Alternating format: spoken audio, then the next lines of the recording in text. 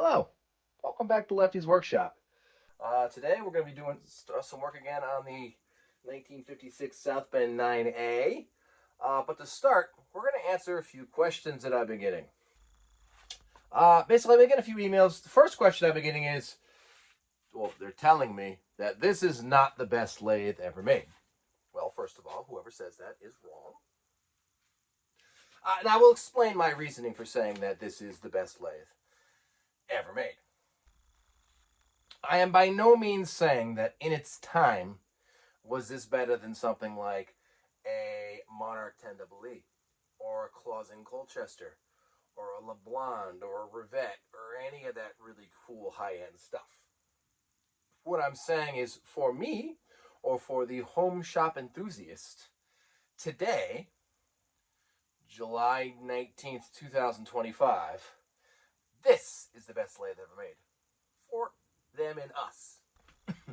My reasons are, well, the number one reason is that this was produced from 1935 until about the 80s, pretty much unchanged. So any part you're going to want for this, you can find on eBay or Marketplace or something like that. The second reason is, because it was made so long and it was used by so many people, schools, the Army, the Navy, all sorts of places, tooling that fits it is still made today and readily available. So you can still get a chuck that fits this, which is a 1.5 inch spindle nose with, I think, 8 threads per inch. You can still get that brand new off of Amazon today.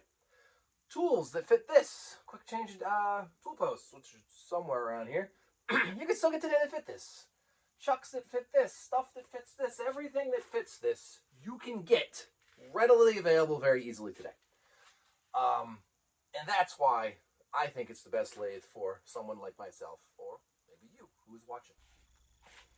The next question I get is, hey, aren't you a New England tool guy? Why didn't you buy a New England lathe? Look, I know that there are plenty of New England manufacturers of lathes.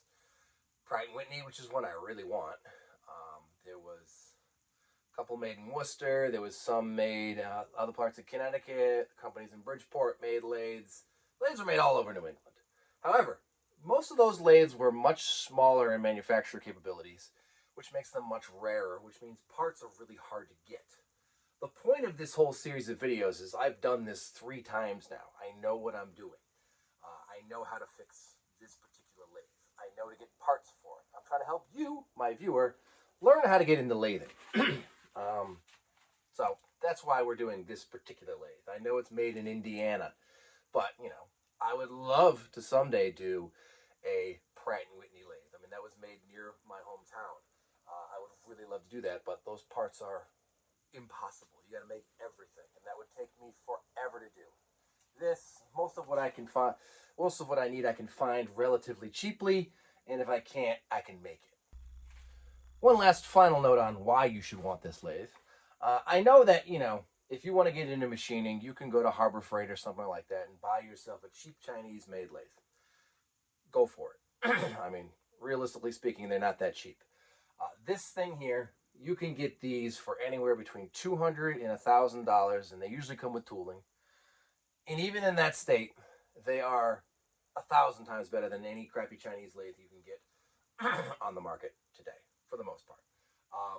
Yes, I know they don't have knobs that change your speeds all that fast, but this thing, like I said before, you can get parts for this anywhere. You can get them on eBay, Marketplace. You can find them. They're very easy to find in the United States and Canada. Whereas parts for the Chinese lathes, not necessarily so easy. And people make tons of stuff for these. They make, you know, 3D printed thread gauges. They make 3D printed stops. They make tons of parts that you can still get to these today. So if you want to get into machining in an affordable fashion, get yourself a South Bend 9A. So, as you can see, the South Bend 9-inch lathe made between the mid-1930s and the 1980s is the best lathe ever made for people who work in a home shop like me, and probably you too. A little addendum to the video, visiting my parents, and look what Dad cast. Doesn't that look like an original South Bend 9A collet rack? Yeah. And what's this? It's aluminum, but it looks just like an original South Bend 9A thread dial.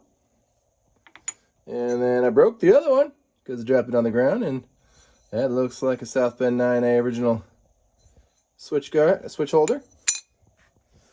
Here's the pattern for the collet rack. So we'll get these all cleaned up, painted. I got some more parts to make for this. I actually found the gear for pretty cheap on eBay, and I'll make everything else up. Maybe we'll do a video on that if you want. And we'll have a lot of extras on here. Thank you very much for watching. I hope I have convinced some of you of the attributes of the South Bend 9A lathe. Happy Memorial Day. Thanks for watching, and we will see you next week. Please remember to like, subscribe, and share.